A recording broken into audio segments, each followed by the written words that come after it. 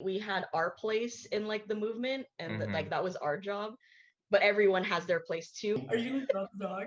I could. I like Oh my you. god, he's like perfectly Like you. framed and Like we believe that art inspires action, and then action brings about change. they had to like evacuate the whole place. Yeah. Yeah. And it's about safety for me, and I feel essentially safe in my identity as being non-binary, being genderqueer. Lara interviews. And Michael draws. You're watching. BioPic. So you started like Forward and Sunday Jump together. How can you explain like your journey to starting an open mic in the first place? Like, what was it like when you're thinking like, oh, I want to start something here in LA, and just what was that journey like? Oh Yeah. yeah. Well, I guess like with Sunday Jump specifically, it really started because one of our friends who is also a poet saw an ad at Tribal Cafe, which is where we first um started our open mic, and she knew that we were poets too and was like, hey, you want to start an open mic in historic Filipino town. Yeah. And so I think that kind of in itself shows how like just your connections to community can like start something you never thought you would ever do. Yeah. And then also at that time, I believe we were like yearning for community, yearning for the creative arts, because at the time that our friend asked us, Forward had already been not as active because folks moved and we weren't able to perform poetry together. And so we missed that, and we were inspired by the organizing that we did in college. Through Uncultivated Rabbits, which was a spoken word org there. Yeah. So that's where because we used to do open mics like so we did undergrad at UC Irvine, and so while we were there, we actually organized open mics there on a monthly basis. So we had a little bit of experience.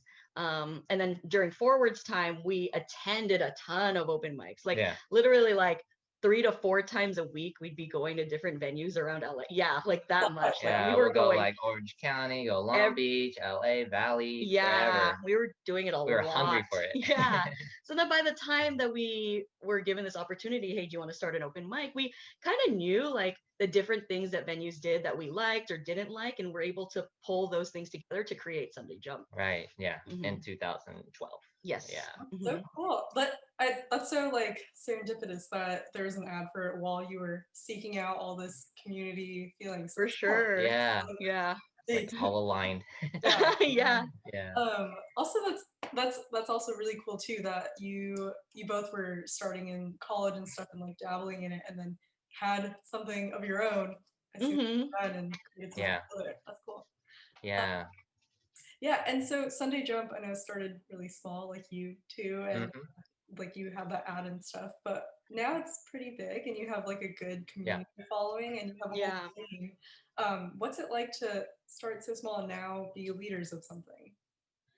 Ooh, I mean, definitely proud of the community kind of coming together, and it shows the importance of having a safe space with the arts, to share poetry, music, whatever your medium is. And so to look back at it or to see how it is now, can't believe it. Because like before for open mics, it would only be like a handful of folks, and then we would end like really early, or be like, hey, you want to go up again? You have another piece, because we were like around like 5-7 or so around the time, or even later. Actually, we were late. We were also trying to figure out the right time to do it, because we had it on Sunday, and the first time slot we had was like 7 to 9. It was like late, a late time slot. Yeah. So a lot of figuring out, but then just being consistent every first or third Sunday. And the community came out, and I'm proud of where it's at right now, and we're just looking to grow, like however that may look like, aside from an open mic series, maybe more like nonprofit programming. Like we'll see when we delve more into that. Yeah, and I think it's really funny that you mentioned the first and third. We went through a lot of like different growing pains, right? Like so Sunday Jump right now is first Sundays, but we used to have like an open mic every first and third Sundays. And we ran, now our season is March through November, but it used to be all year long, and there are all these little adjustments we made over time that I think is interesting. Like the experimentation part of it. Yeah. Just find like what feels right. What works, Yeah. So like the open mics now first Sunday, but then workshops we started to introduce that as like third Sunday. Sundays, yeah. And, you know, like a more intimate space where folks can get to connect with each other, learn skills, and yeah. So yeah. You're talking about delving deeper into things and growing more in the future. What is your ideal goal? If there, are you gonna adopt a dog? I could. Oh my god, he's like perfectly framed in this. Oh, he's so cute. When did you get him or him? Yeah, him. yeah, July last year. Yeah. Oh, that's so funny. I feel like there's so many pandemic dogs now. Oh yeah. Yeah, he's our he was our pup. pandemic. Yeah, we tried really hard for like about like 2-3 months trying to adopt, get a dog through a shelter. Yeah. It's so competitive. Oh my gosh. Yeah. I was reading so many articles about like there being a shortage. I even saw some shelters had no more dogs anymore because everyone was adopting at a rapid rate. Wow. Yeah, it was really so hard to get him. Yeah, really lucked out with lychee here. Yeah. I order boba, I always got to get a lychee, A lychee thing. Yeah. Oh my god! I feel like so many Asian dogs are named after foods like Yeah. Yeah, like boba, mochi, Mochi, or yeah. or like cocoa for like brown dogs. cocoa. Yeah. What are like your goals for the future, or if you had like a perfect imagined dream of what Sunday Jump would become? Oh. Mm. Well, like one thing recently we've been talking about. So they're like, I guess twofold, or maybe this is together, but Yeah. either way, so there used to be this thing that we went to called the APIA Spoken Word and Poetry Summit, and it was this national event that happened every other year. Was that right? Yeah, every 2 years, yeah. And a different city would host it, but around maybe almost 10 years ago they stopped doing it. But it was this really, really cool event that we were able to go to twice, luckily, once in the Bay and once in Minnesota. And it brought like Asian American poets from like around the nation together into this one place. Yeah.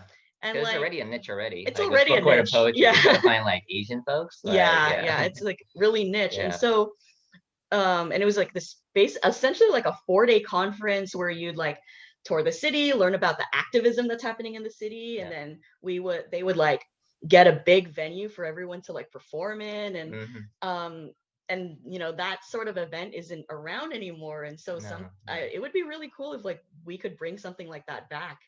Yeah, like a conference / neighborhood city tour, which is why I loved about it too, because the one that we went to was Bay 09, because I was local, and then later in 2011 it was in Twin Cities, Minnesota. So we were able to go there and get to learn more about the Hmong community, about the social injustice that was going on there with police brutality. It was an eye-opening experience, and that was when we were still together with Ask Forward, with 2 other folks, Mark and Susan. So doing something like that, like to bring people like on a national level together, would be super, super cool. Another idea we had was possibly doing like some sort of like book festival, kind of like the LA Times Festival of Books. But like, you know, focused on like marginalized voices, people of color, queer people, Asian American or PI, etc. So that would be really cool too. These are like really big ideas, but that would be super cool to do. To add to that, also greater sustainability as an organization, because we are fiscally sponsored right now. So we're exploring into development, looking into grants that would be able to support our members, support more our artists. It's all grassroots, so we thrive off of suggested donations. And it's thanks to the community that they want the space. You know, we want the space to happen where it's at now. But to reach that greater goal of a conference, a summit, festival, we need to have more access to resources. Right. Yeah. Just find like a sugar daddy for the. I know. Yeah, we need to get those private donors. Those private donors. Unrestricted funds. With activist work, I'm just kind of curious, like how it started. I know you two met at UCI, you said, and you were like working with student organizations. But how did you go basically from like what most people would be with like a concerned citizen to calling yourselves activists? It's interesting because we talked about the API Spoken Word Summit, and there was actually like being there actually helped us sort of get inspired to get more involved with the community. I don't know if you want to talk about that workshop specifically. Oh, yeah. So there was a workshop at Twin Cities, 2011, Minnesota. It was by one half of Yellow Rage, their spoken word duo. It was by Michelle Myers, and so the workshop was called "Is Writing Poetry Enough?" And so in this workshop, we get to explore, like the reasons why we write, and also the impact of the art, like in the community. And it essentially, yeah, could we do more? Is that the only thing? And so it challenged us to think beyond sharing our poetry, beyond just an open mic. Yeah. Not to say that like that's not enough. Yeah. But like yeah, for us, we just wanted to do more. yeah, want to do more. I'm curious what you think of that, because Michael, I mean, as you know, he's an artist. Yeah. One thing, I mean, it's even on your about page on your website, like that it's important for you to connect to an emotional and social message in your work. And I mean, for Michael, I mean, I'll let you speak on it, but I know it's really important for you to not just make artwork, but make artwork that will impact change. So I just wonder what you think. Oh yeah, yeah.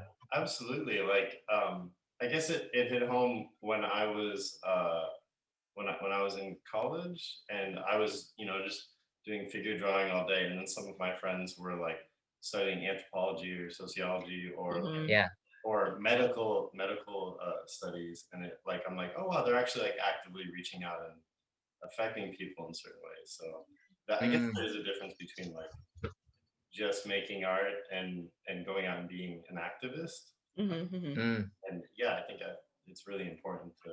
We believe in art with a purpose, like not just art just for Yeah. art's sake. Like we believe that art inspires action, and then action brings about change. So whether they listen to a poem or like resonate with music, and they're like, you know what, I want to get involved in my community and join an organization, or I want to go and do lobbying and petitioning, or just like being woken up to the brutality that's happening here in LAPD, remembering like Michael Brown over on the East Coast side, and just noticing like the national efforts against what's been happening to communities of color. We don't believe like art exists like in a vacuum, like and that it connects us. Yeah.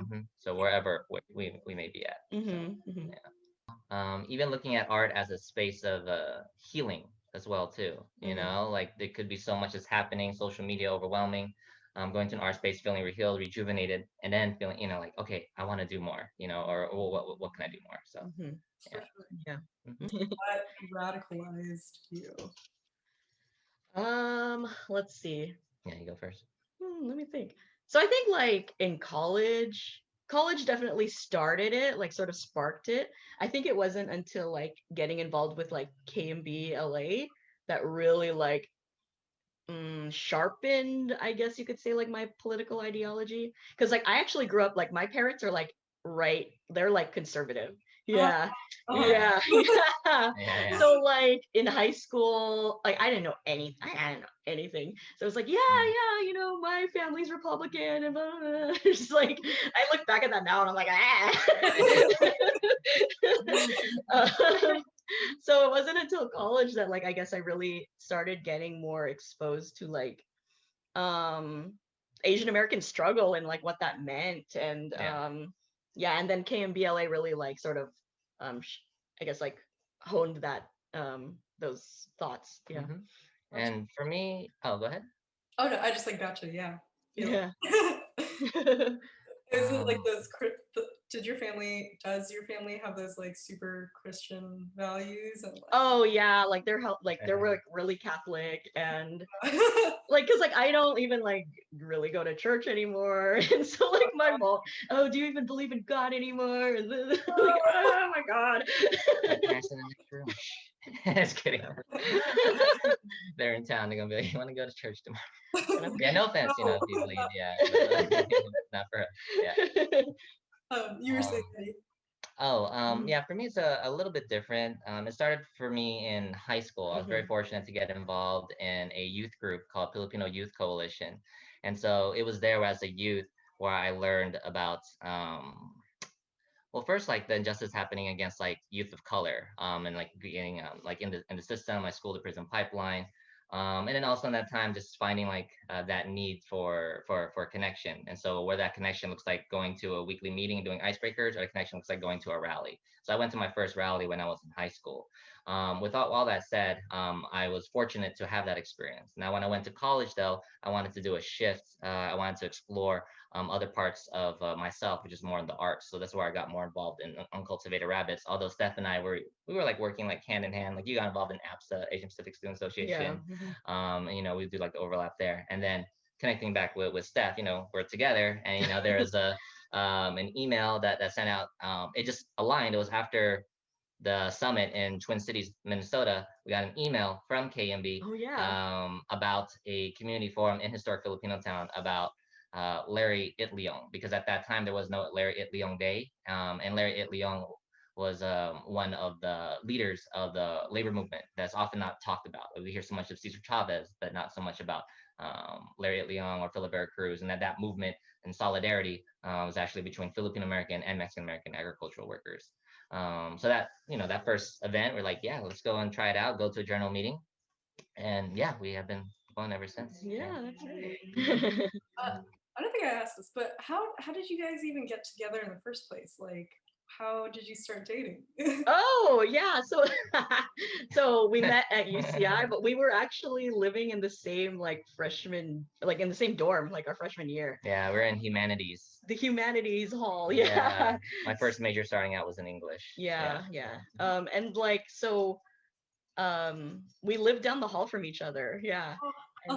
And so like we were part of like the same like friend group in the dorm, and we eventually just started dating. Yeah. Just right down the hall. I would like Steph laughs so loud, so whenever there's like a joke or anything, I could like hear Oh my god.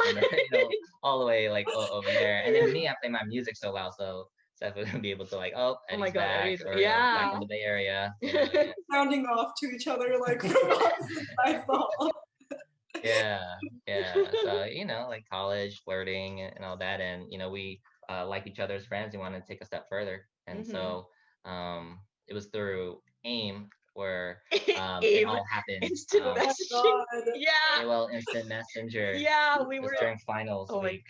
That was so long ago. We were messaging each other, and then I believe I messaged Steph saying like, "Hey, I have something to tell you," and then Steph responded, said like, "Hey, what is it?" But then during that time there was a lag. So when I asked that question, like, "Hey," I said to her, like, "Hey, I have something to tell you," I didn't get a response.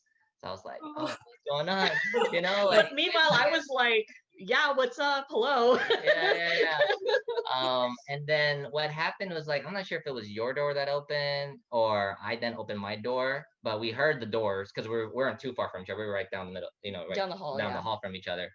So we heard it. Then we saw each other from each end of the hallway, and then we went to the middle. And then I asked Steph. You make it sound so cinematic. I'm pretty sure it probably didn't happen that way. They had doves flying and all that. Yeah. No, but then I asked Steph, like, "Would you like to be my girlfriend?" Yeah. And, said yes, fortunately. Lucky you. You just painted the whole picture. Like, I'm like watching this like a movie while you're saying it. Just all it's so ridiculous. Yeah. But yeah, all thanks to AIM. Thank you, AIM. Do you remember all the, I don't even know how to describe it, just the different ways you would type throughout the years, like, of the internet, like Oh my god. ACN for like Asian, and like, oh my gosh, yeah. You ever put spaces before your periods? Do you remember that? Yeah. Yeah, oh my god. I would do like capital letters after every letter. Like the capital letter. Yeah. Lowercase. Yeah. Oh my god. I don't know why I did it. Because I also had a Zenga too. Oh so then god. I would write in there, in journal. Wait, it was Zenga, and there's like one more Blogspot, or I remember there's one big Blogspot. Live journal. Live journal. Oh my god. Yeah. I feel like as AAPIs, it's kind of difficult sometimes for us to navigate our identities in America with being, you're not white and you're not black, and so and then also there's like the issue of like othering by different ethnicities and races. So I just wonder what it was like for you both to really come into your identities as AAPIs. Yeah.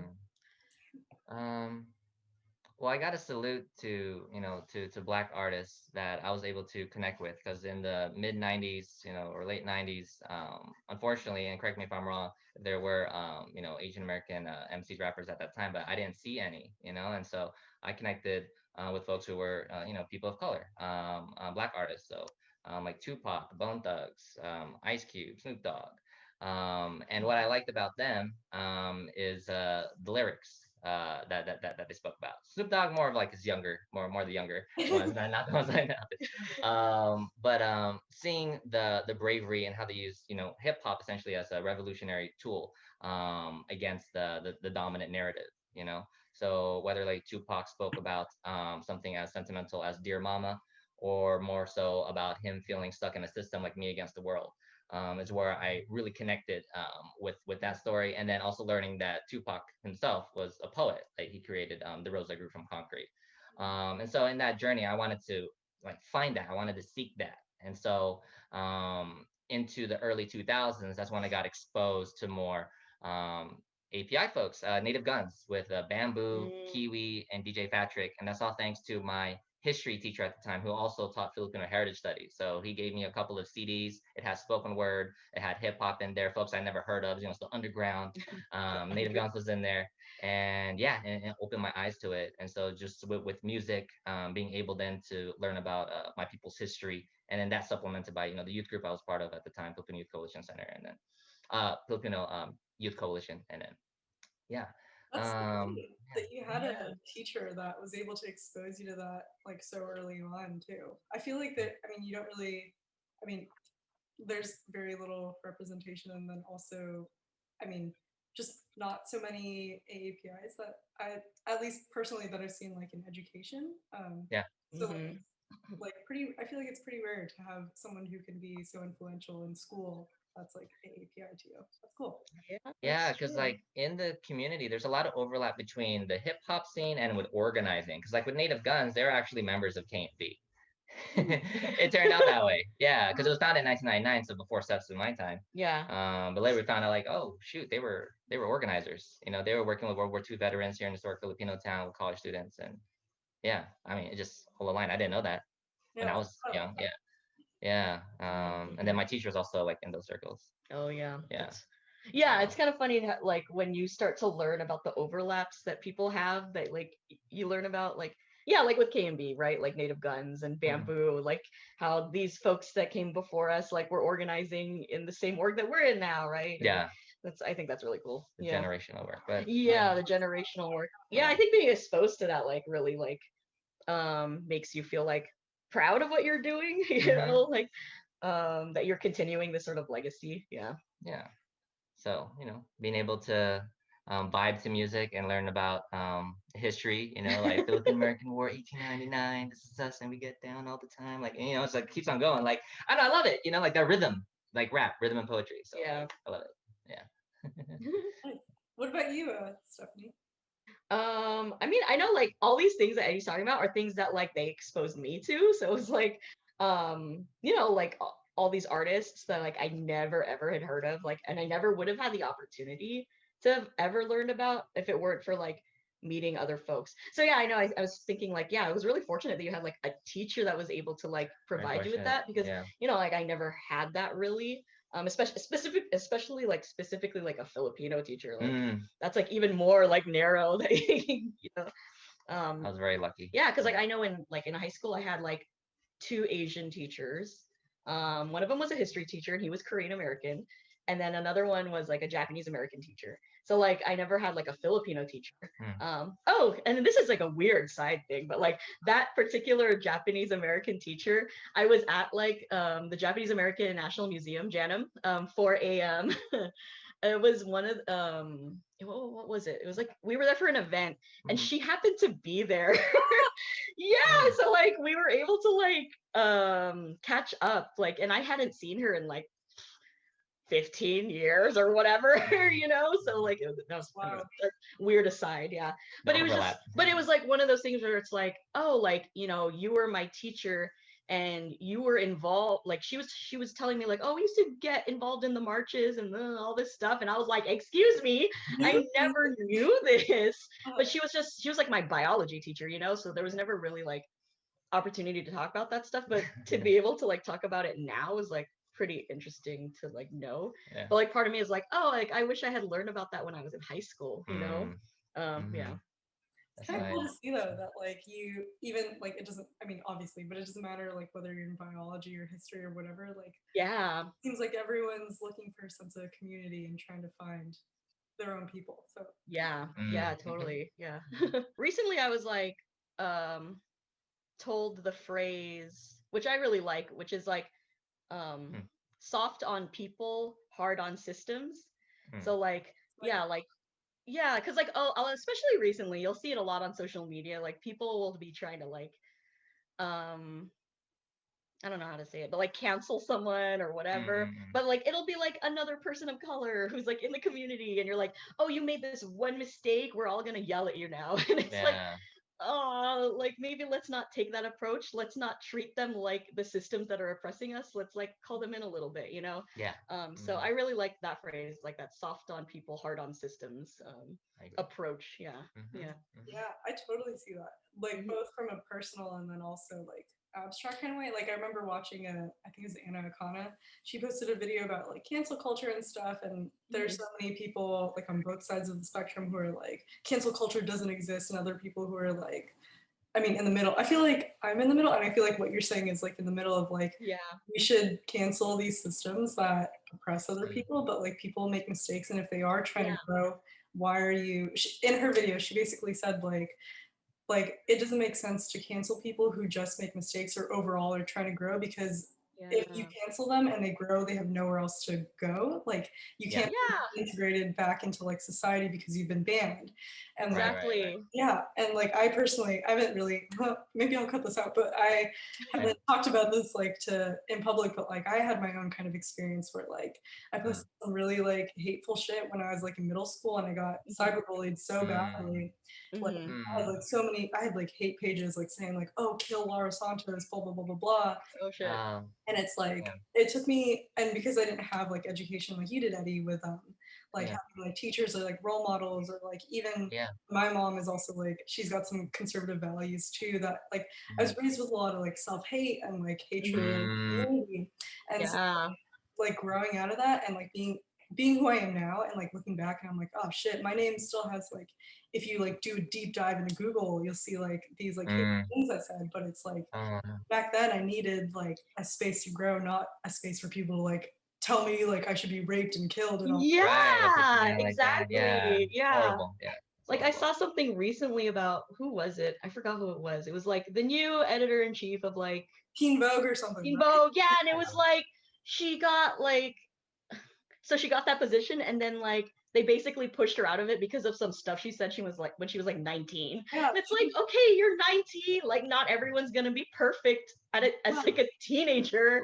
What do you want? Cortex isn't even like developed. And you're just like colleges where you start to change your mind a little bit about things, like you have that exposure. I don't know. Yeah, I think you should, I feel like if you're canceling someone, it should be someone that's like, I'm staunchly connected to these views of like oppressing other people, or like, not people. I fucked up. Like, let me grow. Like, exactly. Totally. Yeah. I feel like it's easier though for people to be like bad, like bad, good. It's not always like that, you know. Thank you for sharing though, by the way. So how do you guys keep learning anyway? Like, I feel like just over the years, like you were saying, Stephanie, like when you were in middle school, that you're like, oh my god, I can't believe I was telling all these people like and stuff, and like I feel like back then, maybe like middle school or maybe like high school for you, because you guys are a couple of years older. There's kind of, it was like a norm to say the N-word. Not that it was acceptable then, but like I feel like a lot of POC were like, yeah, I'm a person of color, I can say the N-word, or like just different things that are like not okay, that you see that are more so not okay, like the more you grow and stuff. How do you keep learning? I mean, the first thing I thought of was like in KMB, for example, like even though we do a lot of like work like externally, like in the community. Mm. We do a lot of like internal work, like with each internal other. educational discussion. Yeah, so we do a lot of like readings together. Like we'll do like a book club thing. We'll there's like a lot of that, like we'll workshopping like with each other, like not just like I'm gonna create a workshop that we're gonna do with students. It's like a workshop to teach each other skills that we've learned. And so there's a lot of development that happens there, just like in small groups, like on our own. Because I believe everyone's a learner, so you know. Can't know everything. I feel like when you think you are just like a leader and you're not taking in more information, you kind of just stay stuck at like a level. So totally. Yeah, and that's where it gets problematic, or you have folks like within positions of power, and feel that they're right all the time. Or like if people don't step down from their positions, like like we know people who are like who have been in like, let's say like leadership positions for like the past like 20 years, and like we can see like, oh, your org isn't evolving, because you're stuck in this position, but you're also not changing your beliefs to go with like what has evolved. So how have you two noticed the dialogue and the conversation shifting over the years? I mean, I feel like the pandemic really has like been able to change a lot, especially like conversations regarding like race and like police brutality and like all that stuff. Just because of people have been at home, so you're like sort of forced to engage in these conversations instead of like not being able to like, I don't know how to say this. Like there are nuances, or no, like when I think of like all the protests and stuff that were like happening in June, it's like everyone was tuned into them because no one could leave their houses, So like, and in that sense, like people were forced to like face those conversations in a way. Whereas like I know back in like 2013 is when we started attending like a lot of like Black Lives Matter protests, for example, and people still at the time were like, oh, Black Lives Matter, that's such a controversial phrase, right? Like back then, like 2013, it's not even that long ago. But now it's like on billboards and it's a brand now. I know people have taken it and made it like so corporate, but like you're right. Yeah, it's like statement of every corporate PR. It's so weird. But like we remember when it was like, like, oh, if you wore like a Black Lives Matter shirt, like people would look at you weird, but like I said, I think the pandemic has really like shifted the conversation in that way. And like even if it is like Black Lives Matter like being like corporate, like very corporatized, I don't know if that's a word, but like as much as I don't like that, in some way it's kind of nice because at least it's shifting the culture too, like the overall culture too. So it's like a give and take. I don't know. I feel like the only good. Oh, sorry, go ahead. I feel like the only problem with that I see is like when it's just a PR stunt, but then you see behind the scenes that they're doing all these things like using sweatshops and like all these totally like Black Lives Matter except for when they're doing labor for us. Exactly. Or like or like people who say that and then like you look at their board and it's like no people of color. Men. It's like okay, no diversity. Or like a white woman on a diversity team. That's the okay. Hi. Hey, Like he just looks and he's like, what is he looking at? Hi. I don't know. Just wants to be around his people. He just wants to be, Oh, okay. Sorry, Eddie, you were saying. Oh, I just wanted to make a comment like in terms of like exploring one's identity, because like growing up, people talked about like community building or like working together, but like the term intersectionality wasn't as popular as it is now, I feel. And so like intersectionality then also explore not only race but also how gender affects in terms of like system of oppression. And so thinking about how conversations change, like even when talking about trans folks or gender non-binary, gender neutral folks. I feel like me growing up, it wasn't as open or as understood when it came to the trans experience. And then you can also see that I'm just thinking like of music, and it was some lyrics to be problematic, like using a punchline about a person's anatomy, and putting down folks like for who they are. And then just like with today with like dialogue conversations, to know that being non-binary, like that is valid, that there's a difference between gender and sex. And so tired of those gender reveal parties when it should be called sex reveal parties. Do you guys have any thoughts about, I mean, maybe you don't think about yourselves like this because I feel like most people don't, but what does it feel like to be part of history in the making? Like being a name that's going to be maybe a household in the future?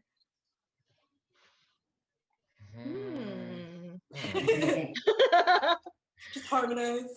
Yeah. You know? being part of history. I think like I know when we think of history or like what we're doing, it's usually like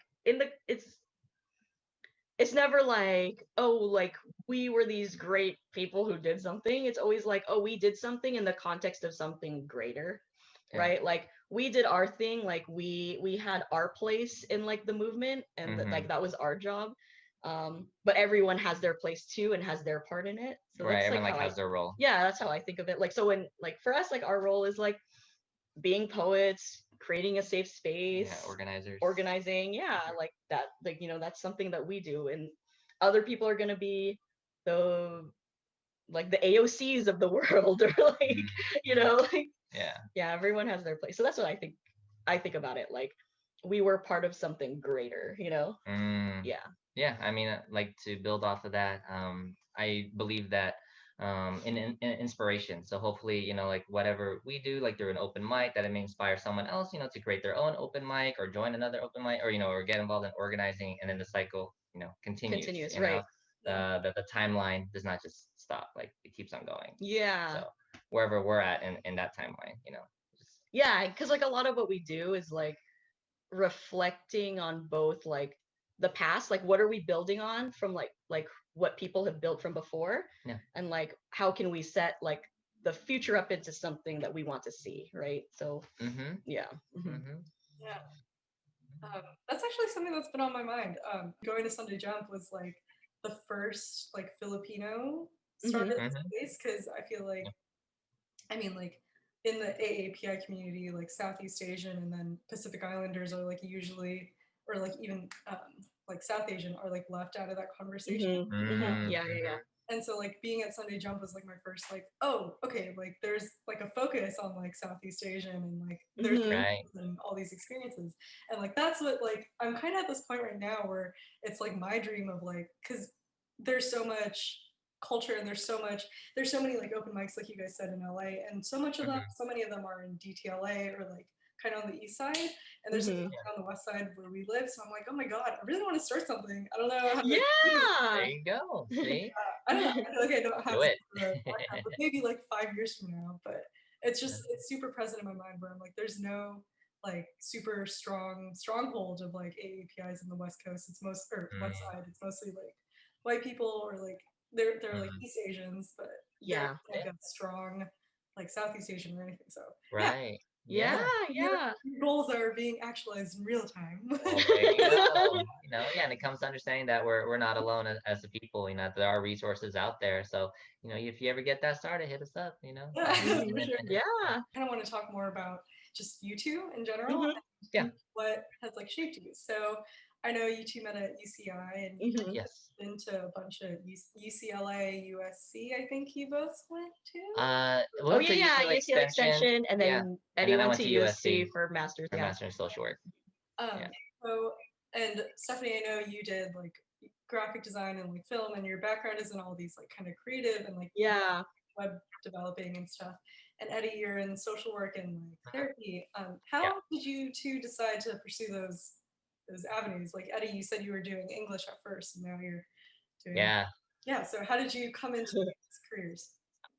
I mean, like in college, you want to explore and see what else is out there. And while I love English and writing, creative writing, when I took a psychology, I mean, simply, I took a psychology course, and what interests me was learning about other people and their experiences and how those experiences are valid.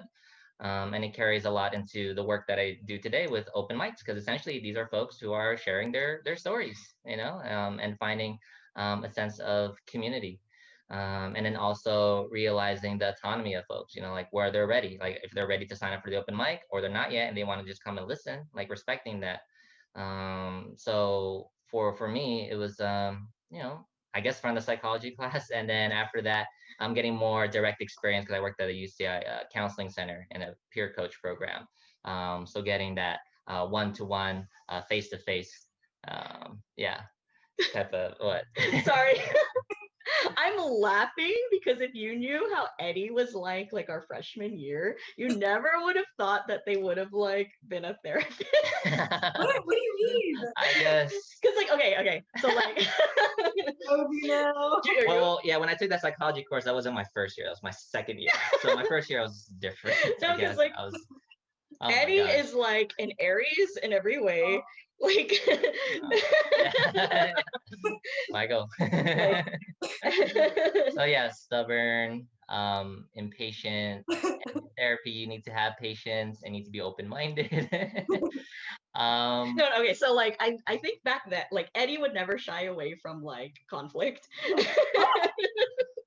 Like if they had a like problem with you, like they would tell you they would want to talk it out.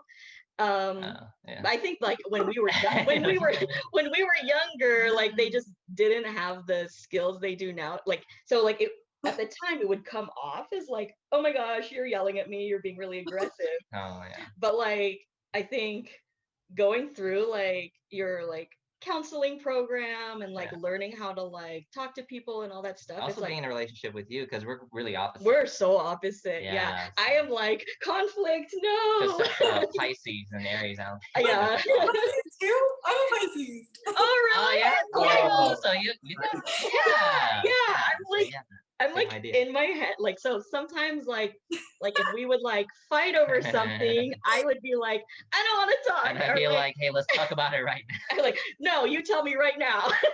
Yeah. So classes, counseling, but also our relationship together. Yeah. Being able to grow from there. Yeah.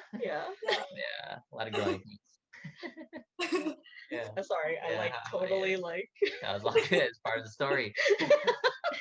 I mean, you've grown. Oh my god, that's so you though. Like that's so funny. Like I think the first 2 years in our relationship, it was just trying to find that balance of like, for me, when I get like upset or angry, I'm like, leave me alone. I need to like deal with my feelings. Yeah. I'm just gonna love you if you don't leave me alone, because I'm gonna like I need to figure out how I feel first. And you'd like you'd be like, we need to handle this now. We need to figure it out. Yes. Oh my god. That's exactly it. Y'all know. It's like we're both not getting what we need. Yeah. I think we've learned. Yeah. How to communicate now with each other. We just communicate. Yeah. Like as it happens, you find the balance. And, It takes time. Let's see. Graphic design. Yeah. Oh yeah. Well, okay. So I guess in undergrad, I majored in political science and film and media studies. I always. We're like the same. Sorry, I have the same background. Poli-sci and communications. Yeah. Like I first got into poli-sci because like, okay, so my it interested me, but it was also like my dad's a lawyer, so he's like, oh, if he did poli-sci when he was in college, so it's like, oh, like you could go to law school, blah, blah, blah. But it also like the politic stuff interested me as well. So like when I did film with it, part of me was also like, oh, like how can you meld those two together? Like I like the idea of like, because I love like documentaries and like being able to use film to sort of put a lens to like what is happening in the world. And I think that relates to like a lot of the activist stuff we do. I didn't get into graphic design really until like literally like one of my friends was like, hey, you know, I know you're like kind of artsy. Can you make this flyer for my org? And like I did it and I was like, oh, you know, this is kind of fun. And like I kept doing it. Like people from different organizations at UCI would like start asking me to do like their flyers for them.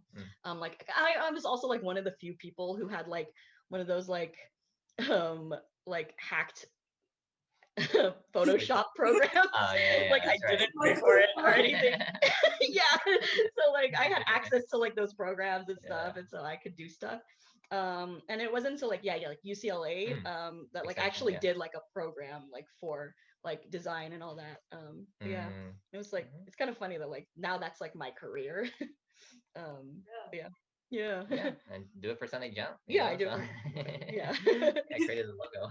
Ever face like any kind of conflict with your parents or like your career? Honestly, like no, like I think we were both really lucky because we never had that from our like a lot of people we know, like, you know, get a lot of like pushback from their parents because of like what they decide to like study in school or what careers. But we just I don't know. I'm surprised honestly, but like we were just really lucky. Like literally my dad would say like, oh, like because he would like criticize his friends for like pressuring their kids to do stuff that they didn't want to do. Yeah, like my dad would literally be like, your kids aren't going to be successful if they hate what they're doing, you know? Like, so I don't know, we were just really lucky in that respect, I think. Yeah, my mom wanted me to be a doctor and I just said no. I don't want to be. But yeah, my mom and dad were very supportive because like in high school, they even like saved up money and got me like recording equipment. So, you know, to support my expression, you know, my self-expression in that way. And so when I got into college, you know, like English and doing that, and then now switched over, you know, into more counseling. And for me, like I love listening to people's stories and to you know, be there for them, you know, like where they're at. Yeah, so my mom and dad are very, very thankful. Yeah. They would just joke about it or something, but nothing like too toxic or anything. Yeah. I feel like when you see kids who are creative, they have obviously some kind of influence from like their home and like their community. Like I'm kind of curious, like what, like if your parents ever had any creative influence on you, like on film or like music or anything. Oh, well, my dad, he listens to a lot of like funk and like 70s. And so I was, you know, really into like samples and then like hip hop, you know, and like, oh, Juicy by Biggie, like this is sampled from a track that my dad listens to all the time, you know? So I'm out here all the time, like going from school, like he would like go and put on, I think it was like 98.1 in the Bay Area. Yeah, and it's like all like 70s, 60s music. 98.1. Yeah, and then for my mom, I really appreciate she's a very, very, very open and wanting to like like she's a good listener. Yeah, she's that definitely like a good listener and someone that I can trust. And so I admire that like from my mom. And so by that, like listening and you know, just being open, that goes into like the open mic scene and spoken word. You know, just being receptive to folks poetry and art and how they express themselves. Yeah. For me, I was one of those kids that was like put into like piano classes. But I actually really liked it. So it was like lucky for me that I liked it. My brother hated it. So like as soon as he had an out, he was like, I'm done. But I was like luckily into it. Yeah. So I guess in that sense, like they in a way inserted the arts into my life through that, even if it was just like sort of like an Asian kid playing an instrument thing.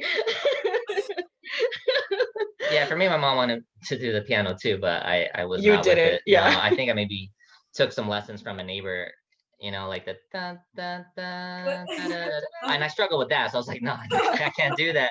You know, she's like, nah, is there any music you want to play? I'm like, oh, you know, like hip hop and like the beats, like maybe drums, you know? Oh yeah. And so yeah, I had some like drum classes, but nothing like too in depth or anything. But yeah, I mean, they were supporting that. I mean, I mentioned earlier, they got me at recording equipment. So I was able to record and make some music. What was it, Pro Tools back then, or Fruity Loops? Really? Yeah, you know that. Yeah. There you go. Yeah. Really? Yep. There you go. You know it. Going back to that, so you both were creative, starting like super young and stuff. Yeah. What's it been like for you to watch your creativity develop and blossom into new avenues and stuff? Ooh, new avenues. Yeah. Well, you want me to go? Yeah. me? Oh, okay, sure. I guess like for me, like when we say like, I know we said it earlier, we're like everyone is a learner. Like I feel like I am definitely one of those people who's like, oh, I'm always trying to find something new to do, or like a new project to like take on, or like something like that. So I think just that process of like fuels me, you know, like trying to like be a sponge and like learn new things. Like that's like what keeps driving me to create new stuff. I don't know. What pushes me forward, like in creative arts, and What's it like to like see your stuff like grow? oh, like grow and develop. Yeah, like well, when I first started writing, it was very like hip hop influenced, like rap. Like I wrote straight raps. You know, like a lot of Eminem, a lot of you know, just like those influences there. And so in a lot of the spoken word, my first works is heavily laid with rhymes and wordplay in that way. And now comparing it, yeah, and so comparing it to the works that I do now, especially like our duo poems, it may have like some rhymes here and there, but it's not so much like a bar and a bar and a bar and a bar, like not to a set music or anything like that. I still write to music, but more so like movie scores or more like ambient like sounds, because that really like drives me in my creative process. Yeah, so a lot of a lot of Time by Hans Zimmer. Inception. Also got me through grad school. Hans Zimmer. Okay, so she's ready to just. There's like a story, not really a story, but it's just kind of funny. So like you know at the end of year with Spotify, they will like give you like your stats on like your most listened to. So like so like Eddie was borrowing my Spotify. So at the end of the year, it was like your top artist is Hans Zimmer. That's like what the fuck? Yeah, like excuse me. Yeah, those are my study days. It like literally pushed me to get like a Spotify family account so that Eddie could have like their own account. Because I was like, you're messing up my stats. But yeah, I do a lot of music though. Yeah, in the writing. And so it drives me in the works I do. Whether it's Hans Zimmer or maybe some, you know, what was it, like jazz hip hop, you know? So jazz hop. Yeah. So nice. Yeah. Like lo-fi hop beat? Lo-fi. Yeah, Yeah, a lot of that. A lot of lo-fi. Yeah, lo-fi. Yeah. So Stephanie, what's on your Spotify wrap up at the end of the year? What is Eddie's? I was like at the time, like okay, so it's weird because I haven't been listening to Spotify because like I used to like when things were like normal, I had like a pretty long commute, so I would listen to like stuff like all the time. But like nowadays, I'm like I don't really listen to music, so I can't even say like what is like what I've been like listening to be honest. Yeah, like what would be for you? Yeah, what do I listen to? Lizzo? Oh yeah, I listen like recently. Yeah. Oh yeah, Lizzo or Megan the Stallion or like Taylor Swift. Not so much. Your favorite? You're just tossing people at me. You're just saying artists now. I mean, I know, like I listen to a lot of like Kendrick. Oh yeah, Cole. Listen a lot to Kendrick. Yeah. Oh yeah, I've been listening to Kendrick a lot. Kendrick also. Yeah. So, Kendrick, J. Cole. New album coming out. Oh my gosh. Can't wait. Yeah. And then Bamboo's a party worker. Oh wait, not party worker. Bamboo's Pray. Bamboo of Native Guns. Pray for the Devil. Pray for the Devil. Yeah, that's a good one. That one. Yeah. Like if you're like interested like in like have you listened to Pray for the Devil by Bamboo? No, just some Bamboo here and there. Oh, okay. All right. Yeah. Yeah, that album's really good. Yeah. I mean, just you know, speaking about like Filipino American experience and organizing and addressing like anti-blackness and and talking about police brutality. It carries all those themes, and how essentially like we are like prey, but we were also like prey of the devil. Yeah, so really dope. Yeah, that was my one of my top. Yeah. You created anything while the pandemic, or how things been? Yeah, Oh. recently we We created actually new work. have we wrote like a new poem. It was Ooh. actually, it's like for a project, so we can't really like talk about it too much, but like Oh yeah, it like it's like, oh wow, like we actually created something we during needed this time. we needed a project We to, needed, to I be know, assigned to us. we needed an assignment, yeah. But we Yeah. were able to create something, so that's really cool. Yeah, Um, yeah.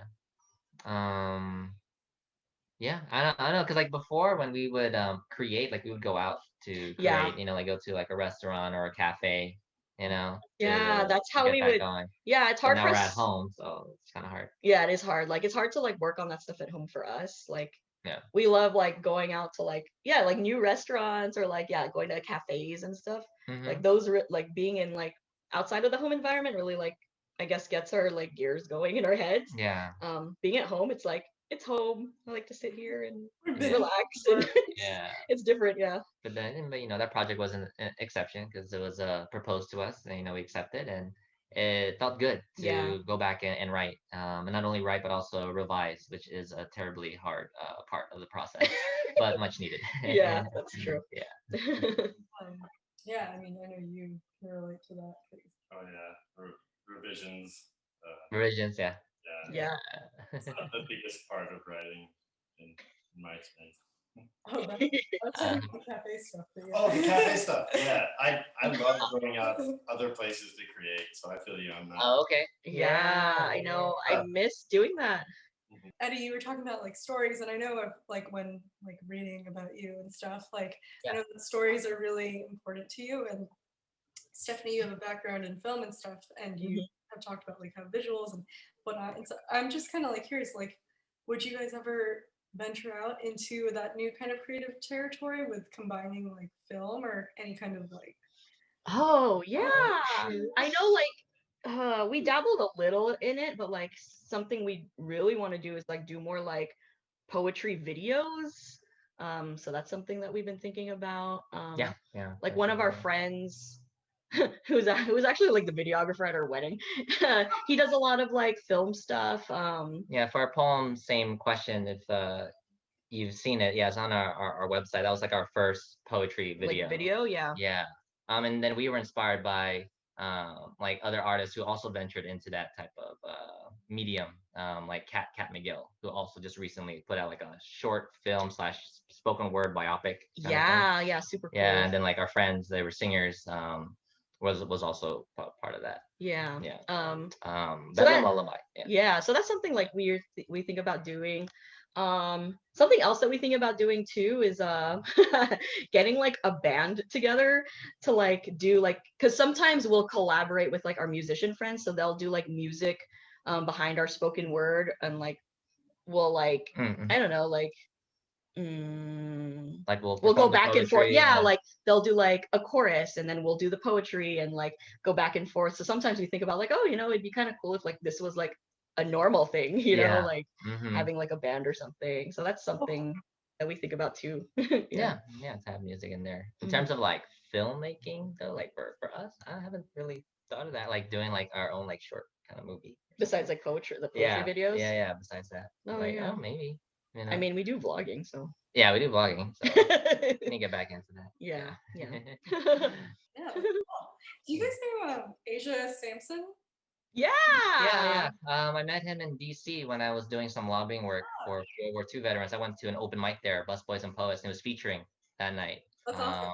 Yeah, I love his work. Yeah, he's great. I was gonna say that because I know he's doing a lot more like video content, and he's been getting more into. I mean, he's always been into photography, but maybe I don't know. Maybe you could see if there's something there.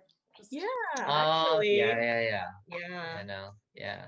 Like it's so cool. Like within the community, it's so niche, right? So like we got to meet Asia Sampson, got to meet like Bosia, about Balfi, and a lot of these folks also work through like community spaces like API Spoken Word Poetry Summit and all that.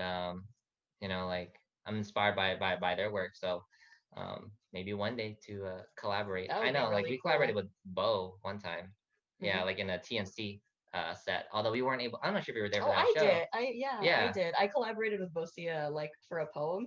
But, oh my gosh, that sucked I'm not because sure if you were there for that show, but yeah, there was like a bomb warning or something that happened at TNC, and so they had yeah, to shut they down had the. to cut the set Yeah. like short. So like me and Bo weren't able to perform and they had to like evacuate the whole place. Yeah. Yeah. Yeah, like it was Yeah. like the craziest thing. Like what is happening? Yeah. Yeah. But with that said, what's cool in the spirit of community, like working together and collaborating, that can happen, and hopefully, it's like in an organic way. Yeah. too. Yeah. Okay, next question. So you do a lot of work together and you have organizations together and you work on poetry together. Like so much of your creativity has been like intertwined. Mhm. Obviously you both have separate identities. So like how do you create separately if you do? And can you think of any like accomplishments that like you're super proud of that are personally just like your own? Or like Oh. your own to Mhm. Mhm. Mhm. For me, writing songs, hip hop songs. It was a while ago though. But just doing that because that's like my first love, like with hip hop and music, and so being able to delve back into that work. And now that we have like a new place, have another room, can actually record a lot easier. Because for the longest time we were living in smaller places, and so it'd be hard to like set up all the recording equipment and all that. So just Yeah. logistically. But now that we're in this new place, can get to do more. That's true. Yeah. Yeah. Yeah. Mhm. For me, I like writing like short stories a lot. So like before even learning about spoken word, like as like in high school and even middle school, I would do like short stories a lot. So something recently that I've been wanting to do is like start working on like maybe even like a novella, like that kind of thing. Yeah. Yeah. So that's like something that's more personal to me and cool. yeah. Hmm. We've been talking a little bit about like your relationship for this interview. How do you guys keep your relationship strong after how many years? It's been 10 plus years, right? Yeah. How long have we been together? Since 2007, Okay. 6607. Yeah. Oh yeah, that's a long time. I don't know. So is that like 14? 14? Almost It's 14. gonna be 14 years this June. Okay, yeah, yeah, yeah. Yeah. Oh, that's a long And time. then we were married in 2015. Yeah. So we'll be. Oh, is it our fifth? So it will be our fifth. Yeah, in June. Yeah. Oh So yeah, yeah. Okay. so how have we kept it strong? Oh, Huh. Yeah. It's turning into like a couples therapy. Just kidding. I'm just kidding. I'm the therapist now, Andy. Change roles. Change roles.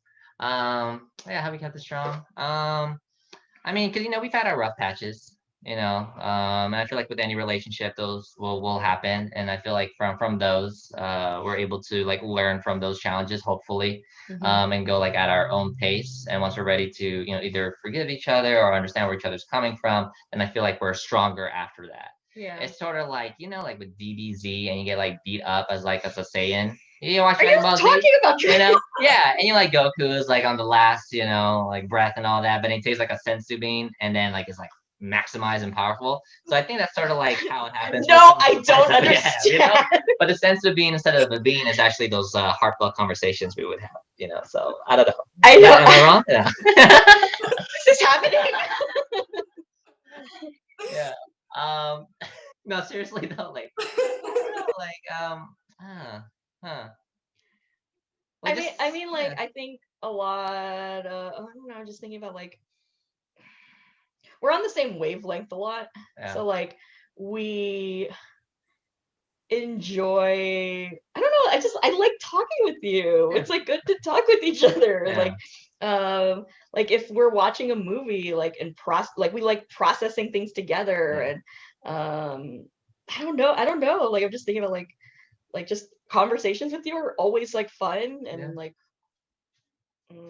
Well, we did the love language test. I'm not sure if y'all did that. And our number one is quality time.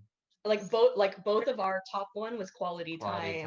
So Yeah. like, and we were just like, yeah, that's So very that makes true. sense, us doing K&B together out in marches, us organizing open mic together, us vlogging and going to Disneyland or traveling, or worked out here during this pandemic and being together. So I think utilizing that quality time for us. Yeah. Yeah. I mean, like any couple, I think it's important to have boundaries too. So, like, you know, if you need to do something, I respect that. That's true. Yeah. Yeah. Patience, communication, and flexibility. I would say something like that. Something like that. Something like that. Yeah. Yeah. I mean, you asked how long we've been together. It's like, oh, how long we've been together? Almost 14. Wow. Yeah. That's a long time. Yeah. Like, what we would do, we would like celebrate the month. Every month, like do month anniversaries. Oh yeah, like the 6th of every month is like our day. Yeah. Which is like so silly because like half the time we're just doing the same thing we would normally do. like order sushi. How many times you order sushi on the 6th? I know. Oh, it's special. But it's good. It's the 6th. It's good. Yeah. So quality time, having those moments like that, you know. Yeah. Can you think of any, maybe even just like separately, can you think of any like highlights from your lives in the past couple of years? Highlights. You said it could also be individual? Yeah. Anything? Oh yeah. What? Which one? You tap my I don't know. I just feel just excited. yeah. That's like, oh yeah. I'm not sure which one you want. What you want to share. I mean, I mostly think about like you know, like you're working towards like licensure and that kind of thing. Oh yeah, so I have my master's in social work. I'm registered with the Board of Behavioral Sciences, and so I've accrued my clinical hours, and I just got approved to take the final clinical exam. So I'll be studying this, you know, these next few months to get that, and that will be a future highlight. But just this whole social work journey has been a highlight. Like getting into USC, that was my first and only choice, and it just happened that way where, you know, a lot of my former supervisors and some of my colleagues went through the program and spoke highly of it, and I was able to get into the program there, get whatever experience I needed. Like at first I wanted to do more medical social work, and I got my internship at Kaiser Permanente.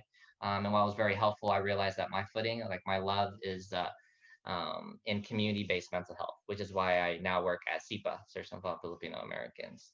So I'll say like that whole like journey in social work, it's got to be like a highlight, and it's not done yet until I get licensed, or even it wouldn't be done once I get licensed, you know, just to continue to provide those services for those in need, especially in our Filipino community when it comes to stigma and mental health.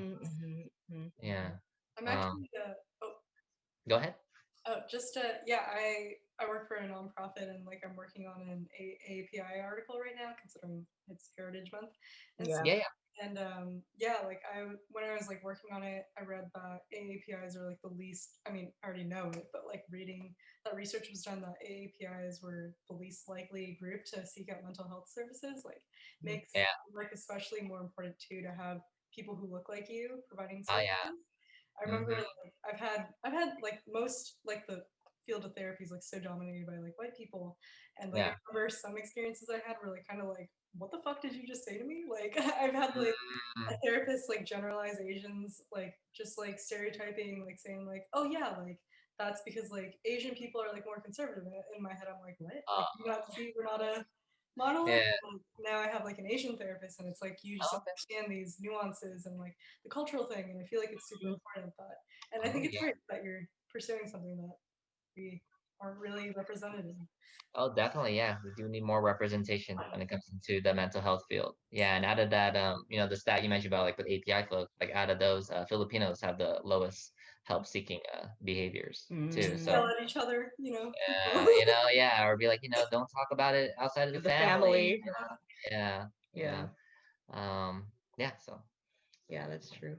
I guess for me, I guess I don't really talk about like where I work, but I'm like I head the communications department for an organization that provides like after school services to like schools throughout Southern California.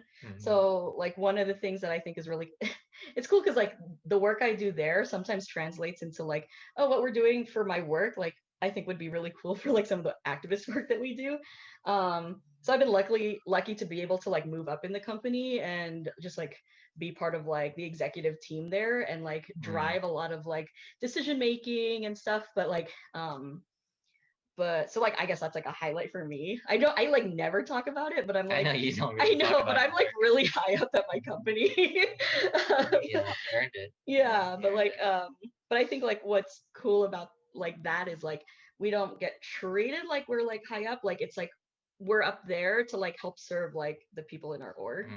Um yeah. So like there are like things that we do like there's no like um what the president says goes, you know. It's like nothing like that. It's like we have like the sort of like round table philosophy where like people from different like parts of the company can come to the table and provide like their insight into things that are happening. Yeah. And sometimes I think like, oh, like in KMB it'd be really cool if we did sort of like a round table thing, Round table, yeah. you know, stuff like that.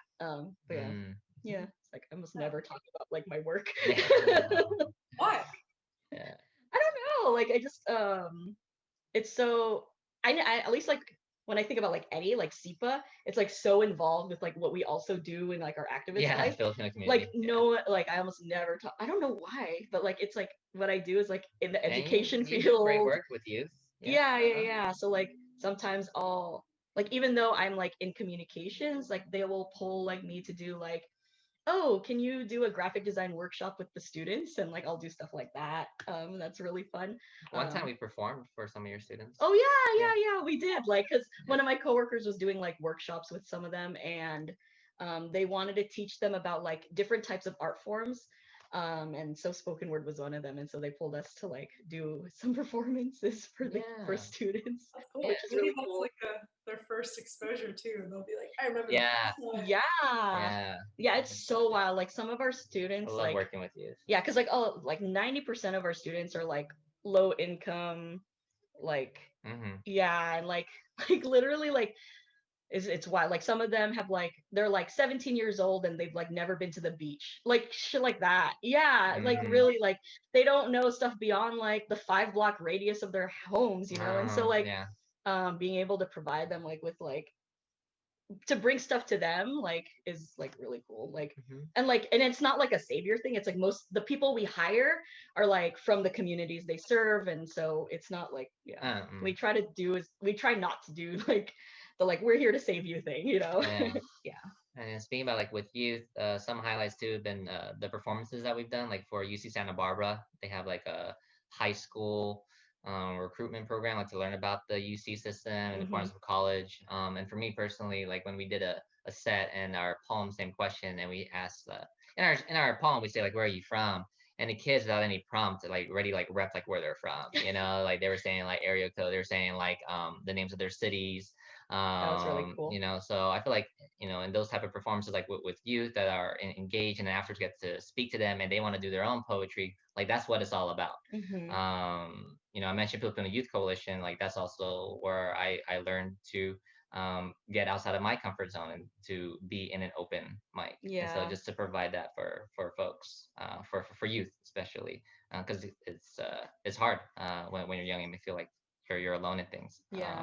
But there's a community out there. Yeah, I think like the highlights have like been like with performing for like young folks like high school age. I think one of the highlights for me was actually right before the pandemic. We performed at UCLA, and it was for this Southeast Asian like activist conference, and it was like the first time they had like hosted something like that, like specifically focused on like Southeast Asian like stories. That was really dope. Yeah, it was like so cool, like to be able to be in a room of cross-cultural orgs there. Yeah, to be in a room of like folks who like, you know, we understood each other's stories. It was like, national too. They had like folks from what, like Chicago? I don't remember, but it was like a national conference. It just happened to be at UCLA.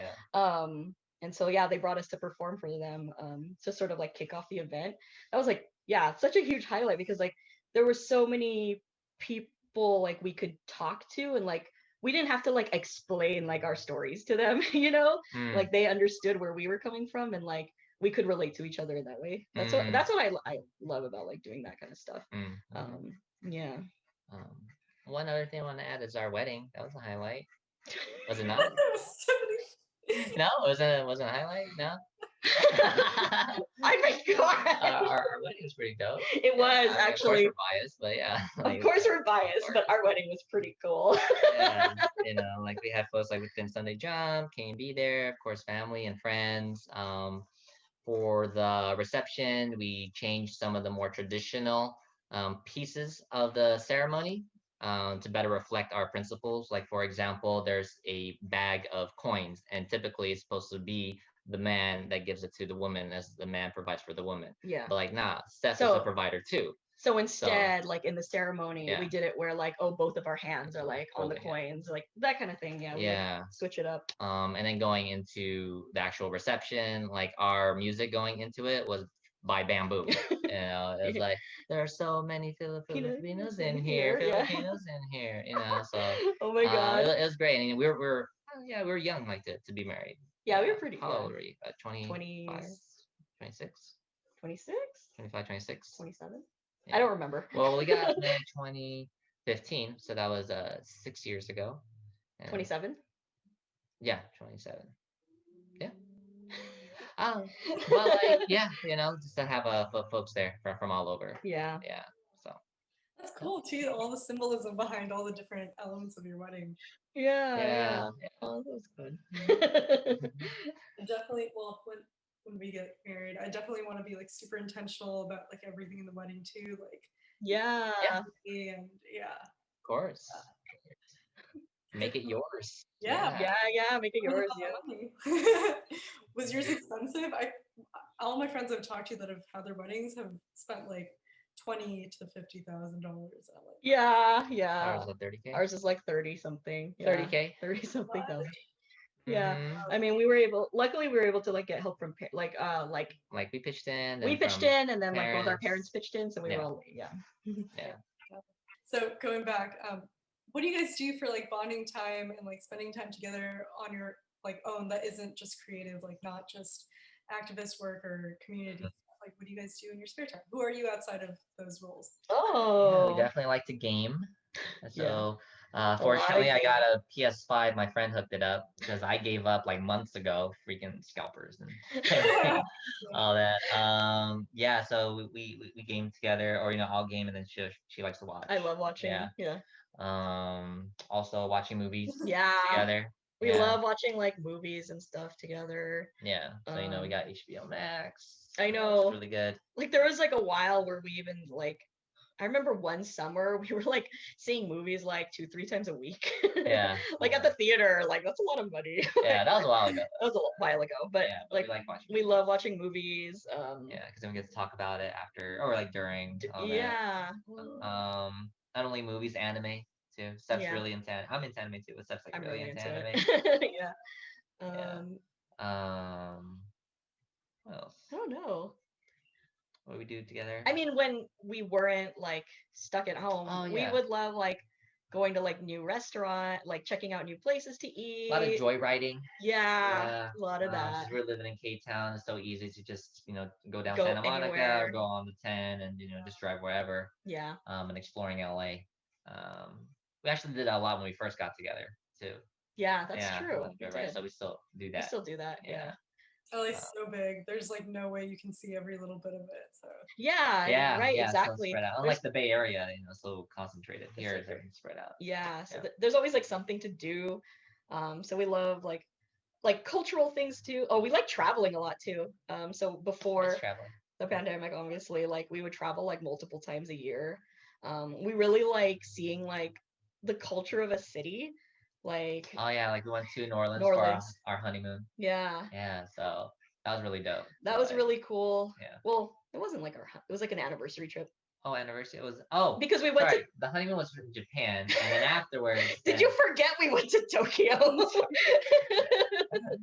Jumping the hill. Yeah. So we went to Tokyo. Oh, but like in New Orleans, I thought was like really cool is like we like seeing beyond like the touristy stuff. Like we like just to like to do that little extra research of like, okay, what do locals really like, or like what's the history of this place, and like how can we like learn more about it, Yeah.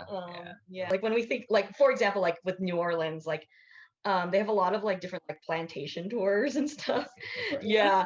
But we like for us, like there's one that's like there was one that we chose that's really purposeful about like centering the experiences of like people who were enslaved. Yeah, like, right? they don't say slaves, they say people who were People enslaved. who were enslaved. Like they don't like to like identify them as slaves, right? Yeah, so like they're exploited labor. because like most of the tours they are like, wow, look at these huge fields and look at this the great grandiose house. mansions. Yeah, but right? like Glorifying it. yeah, but like this one was like super like specific about like talking about the experiences of the people who like were forced to work there. And Right, black folks. yeah, so like that was like important. Like that's making that type of decision about like what to see is like really important to us. And drawing parallels with the prison system too. So it's like, damn. Yeah, That yeah. tour guide worked. Our the tour guides were like, yeah, Yeah. for sure. Like they would like draw like, yeah, like what happened in the past, like what's happening today, and like Yeah.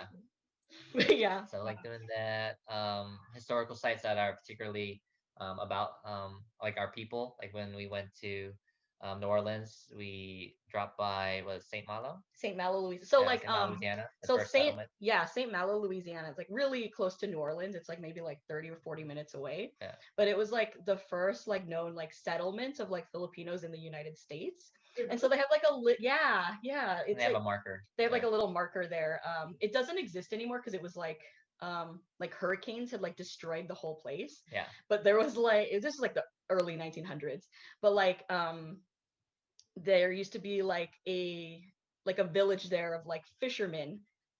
Yeah, so it was like the Manila fishermen, yeah. And so yeah, so that was like learning of like finding places that have like those sort of like historical importances for us, like yeah, we like visiting those places. Love it. Cool. What's one thing you wish people asked you more, or one thing you wish you were able to talk about more, or had like a platform that was like